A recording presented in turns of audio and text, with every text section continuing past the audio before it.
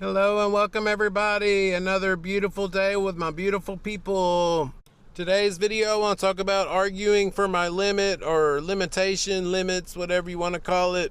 You know, we're going through our daily lives. You know, if you've been watching these videos for a little while, you're doing your I am statements. I am wealthy, I am healthy, all the good stuff. You know, but what happens is our mind, you know, it doesn't want to stop, so it keeps throwing up all this stuff to, you know, for us to take our focus and put it on the stuff that our mind's throwing up, in other words. And by the end of this message, you'll know something very powerful about arguing for your limits.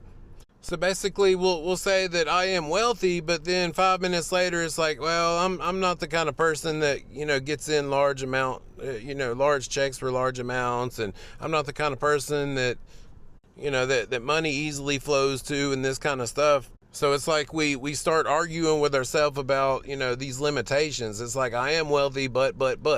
And like say, you know, the work at the end of the day is looking past the mind and holding the statements firm in your mind. But, you know, like there was spiritual teachers years ago, and what they would do is they would tell you, okay, well, for the next 3 days, control all your thoughts. You know, try not to have any thoughts and all this. And so you come back in 3 days and be like, man, you know, I tried and I couldn't do it. My mind just keeps on going. And, you know, the teachers would be sitting there laughing at you, you know, knowing that basically your mind's not going to stop. You know, it's going to keep going. It's going to keep throwing stuff up at you, you know, trying to change our minds. But, you know, it's holding the statement, you know, for the example, I am wealthy. You know, almost imagine yourself like on the top of a mountain, like no matter what else happens from here on down, I'm not worried about it. I'm just staying up here on the top and I'm focusing on this.